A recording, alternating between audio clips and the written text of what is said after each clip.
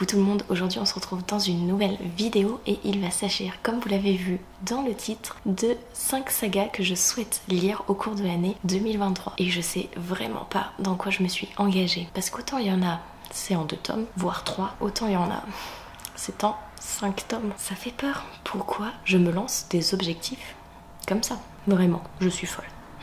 Il n'y a pas d'autre mot. Bref, on va commencer sans plus tarder parce que sinon la vidéo va être longue. Et quoique, comme vous le savez, je n'aime pas trop faire des vidéos longues. C'est très rare quand j'en fais. Et de toute façon, je ne sais pas faire de résumé. Vous avez l'habitude sur cette chaîne. Le premier livre que je vous présente, c'est un roman que je n'ai pas vu tourner sur les réseaux sociaux.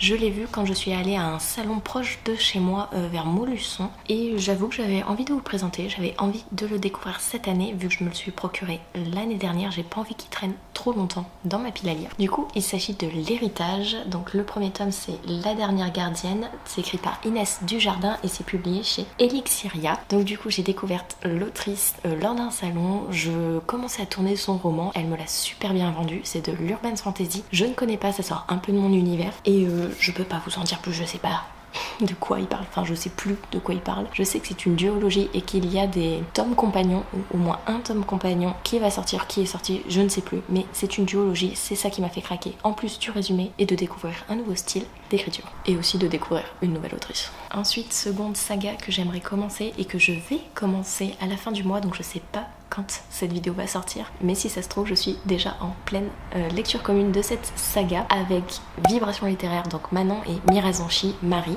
Il s'agit de Inheritance Game, écrit par Jennifer Lynn Barnes, publié chez Pocket Jeunesse. C'est une saga en 3 tomes, le deuxième est déjà sorti, le troisième va sortir très prochainement et du coup je me suis dit allez, il faut la passer maintenant, les 3 tomes vont être sortis, tu peux sortir déjà le premier de ta bibliothèque, par la suite acheter le 2 et le 3 et les lire dans la foulée. Vu que je vous le rappelle, un de mes objectifs 2023 et de finir des sagas commencées avec 2 ou 3 mois d'intervalle entre chaque tome et pas plus. Ensuite, troisième roman à vous présenter, troisième saga dont je vais vous parler, pas des moindres parce que l'objet livre est magnifique. J'ai déjà vu le second tome en librairie en Autriche, donc pas en version VF mais en version VO ou peu importe, je m'en fous, en très très belle version. C'était mais magnifique. Il s'agit de Fable, le premier tome, donc L'aventurière des mers de Adrienne Young et c'est publié chez Rajo en version Toc Toc et ce livre est magnifique. L'objet livre vraiment, je vais vous montrer mais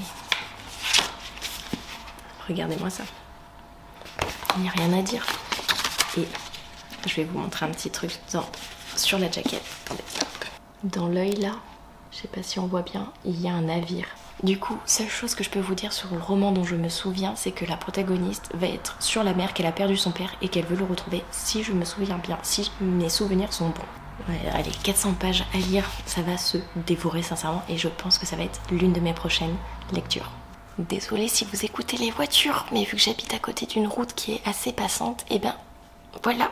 C'est pour ça que des fois d'ailleurs je vous mets des musiques, je ne sais pas s'il y en a dans cette vidéo, mais voilà, c'est très chiant la circulation. Ensuite, quatrième saga dont je vais vous parler, saga qui est depuis longtemps dans ma pile à lire. J'ai le second tome que j'ai acheté l'année dernière, alors que je n'ai pas lu le premier tome, mais ça c'était avant mes bonnes résolutions. C'est une saga en 3 tomes, les 3 tomes sont sortis si je ne dis pas de bêtises, il me semble que oui. Et du coup, il s'agit du premier et du second tome de Le Lys de Feu, donc le premier c'est La Prophétesse et le second c'est La Houle éclatante. C'est écrit par Jacqueline Besson et c'est publié chez Rivka et j'adore les couvertures. Il y en a un, il est encore sous blister d'ailleurs. Je ne sais plus du tout de quoi ça parle. Il y a une petite phrase d'accroche à l'arrière. Vraiment, c'est très court. C'est écrit « Elle peut voir l'avenir, lui toucher le passé ». Ça vous fait envie? Avouez, est-ce que ça vous fait envie autant que moi? Je sais plus qui l'a lu très récemment. Oh.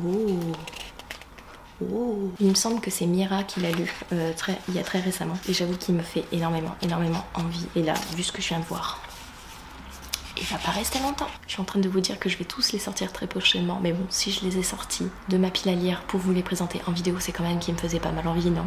Et du coup, dernière saga à vous présenter, pas des moindres. Ma mère l'a déjà dévorée, elle me la conseille à 1000%. Elle attend avec impatience le dernier tome qui est déjà sorti, mais vu que je le veux dans une version très particulière, elle est obligée d'attendre. Donc il s'agit d'un palais d'épines et de roses, d'un palais de couleur et de brume, un palais de sang et de ruines, un palais de glace et de lumière et le dernier tome que je n'ai pas. Comme vous le voyez, je les ai en version hardback et comme vous le voyez, il y a un petit moment que je les ai dans ma pile à lire, quoique Il me semble que le premier, je l'ai acheté l'année dernière au salon du livre et de la presse jeunesse, donc en 2021. Le second m'a été offert par Elise et le 3-4 par ma petite sœur à Noël. Donc vous avez une petite avant-première du book haul du mois de janvier. C'est un petit peu lourd, je vous avoue, donc je pose. Je vais prendre que le premier tome. Je ne sais plus de quoi parle ce roman. Je sais que par contre il y a une histoire d'amour, que le tome 3.5 qui est un peu spicy, on va dire ça.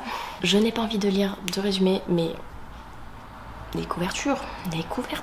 Est-ce que vous voyez mes achats compulsifs à cause des couvertures?